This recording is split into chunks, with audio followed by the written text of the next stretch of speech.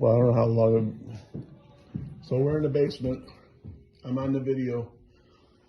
You guys can see where it's, just so you know, it looks like it's dropped even more than the last time I was in here with you guys a couple of months ago. But yeah, I'd say the whole perimeter has settled. I'll go get a level or a laser actually. We'll be able to put some numbers to it. okay. And one thing that Corey pointed out here is, and right when you called, right at the joint, they're bolted together, but they're not. But basically, the steel beam is a little bit off. Concerned about the lolly columns versus the original columns that were in there. So he's going to go get a laser level, and he's going to come back down and shoot this thing, and then put a little some information together. So that's the end of this first one. Yeah, that would not be good. So basically, you would put some kind of a temporary something underneath this beam, take these other ones out, and then I'd come in with other adjustable columns, put them in between these, and just start lowering it. okay. And it's something, the best way to do it is kind of over time. I mean, you get as much as you can out of a day, but at some point it will stop coming down and you leave it for a while and then you can lower it more. Like all the finishes, all the walls upstairs are going to want to keep it where it is to some degree. So we're about to find out. Let's say this is 3 inches low.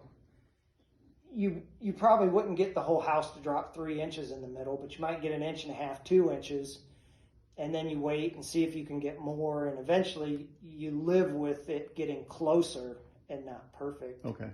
And then you would come back in and put a column. And then, while you got the temporaries here and you get it in the right place, then I'd replace these with a permanent column that you can expansion anchor down to the footings, and then either re-weld or get the integrated top plates. So put the temps in, remove these, and then adjust the temps slowly, all the way down. To level out, and I use level That would kind be of loosely, but it's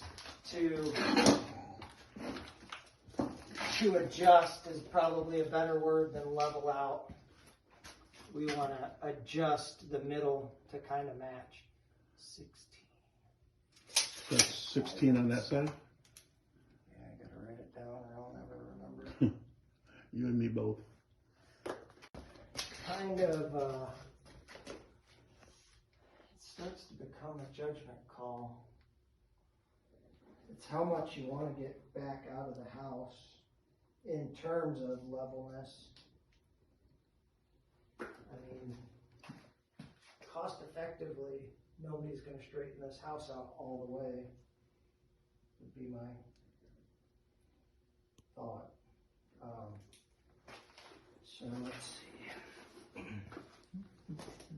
So just concentrate on the to side and don't worry about the slope in the back? Because Well, let's go out the back and see what it looks like The way from the- outside. the way the floor joists run, if you're going to lift it, then you're lifting it right off of the foundation. So that's 12 1/4. So same thing, you're 12 1/4 versus 19, right?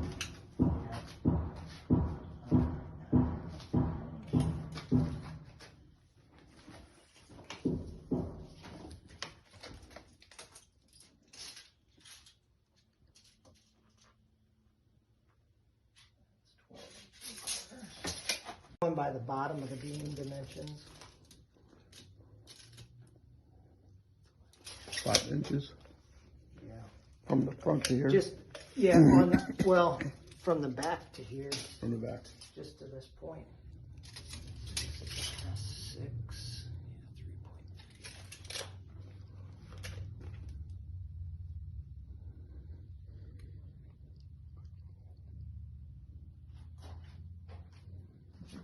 Well, you're not gonna get that back on the backside, are you?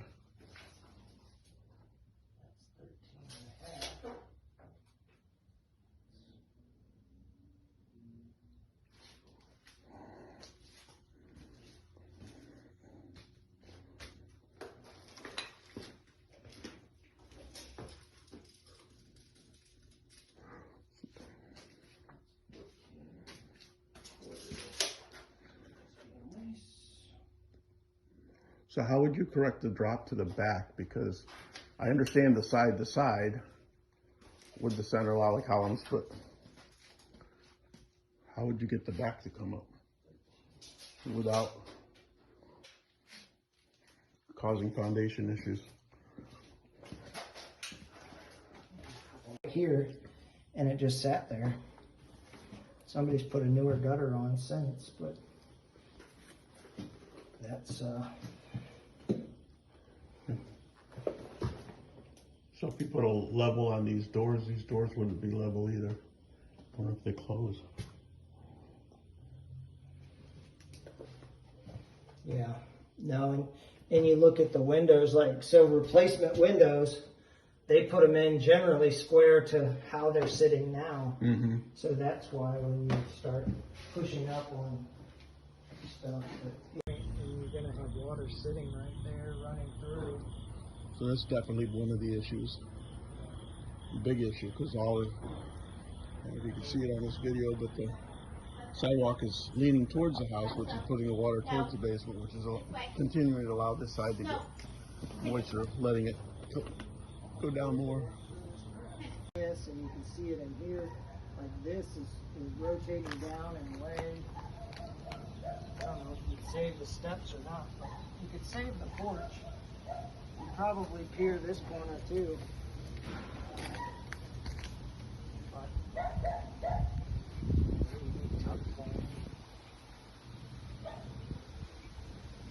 At least here the sidewalk's going away from it's starting.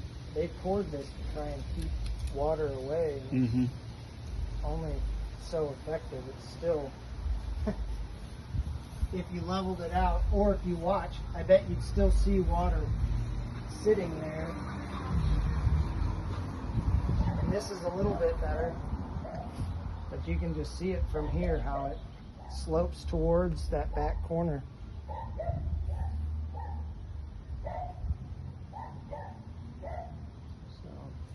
Yep, and make sure you remove that porch and lower the beam in the middle.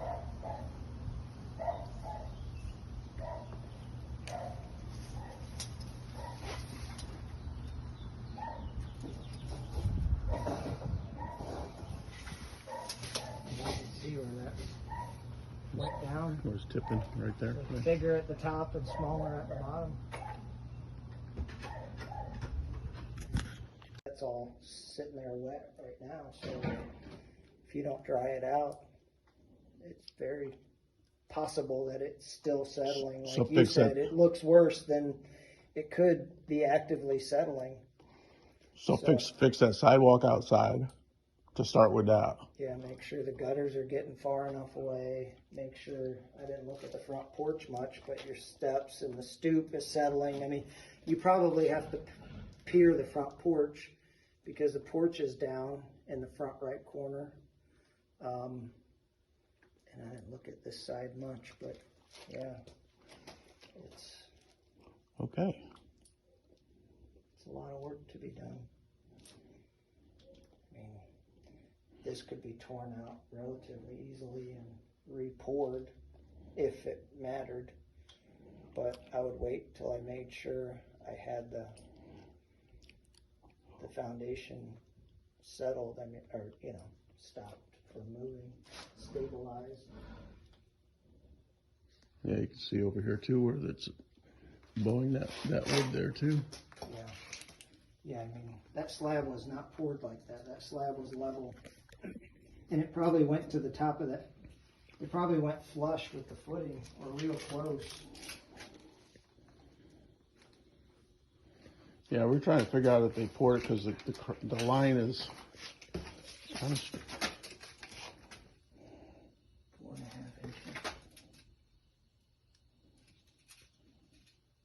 That's where that would have been bored to, if it's even level at that point. Yeah. So, probably came pretty close to just even with this and not, well, obviously, it definitely wasn't over it, but it wasn't poured like that. It's just water, and, you know, maybe the sewer stack is broken and runs that way, and we just don't know. But I Possibility. mean, Yeah, it runs, if you dug it all up, should run that way, but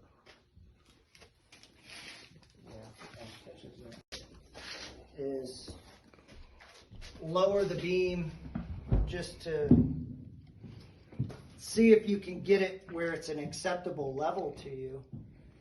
And then from there, I think the cost goes up exponentially. Right. And either letting the floor loose and leveling out the floor, peering it to see if you can get any movement, but you got to dig the outside and the inside, and usually on the stone foundation, they'll pier on either side at like 4 foot on center, and not many people will guarantee you a lift. Some people will, but you know, and if you were going to do that, maybe the back wall is the first attempt, or this back corner, if you were going to try and lift as you go for an inch in the corner or something. But I mean, I doubt you get 6 inches, but it's, I mean, that's a lot. But then yeah, you're lifting the whole foundation. You're not lifting the house off the foundation. You're lifting from the bottom up. yeah. Yeah, so then you lift the second floor and everything, which we haven't looked at, but you start breaking windows at 4 inches of lift because they've been in one place for forever, and they've kind of tweaked as the house settled, and your windows won't open, or you'll be cracking glass. So it's You'll like be popping plaster. It's a snowball effect, You'll be basically. popping plaster off of all the walls. Just lowering this, you'll start breaking plaster on the next 2 floors. But I mean, in this condition, it doesn't matter because you're going to fix it anyway. But if this was I mean, you just don't really have a whole lot of options. But I mean, you lower the middle and fix all the drainage issues. Anywhere water's sitting in or coming in, like that's all sitting there wet right now. So if you don't dry it out, it's very possible that it's still settling. Like So the recommendation is to lower the center beam, see how much we can get on that.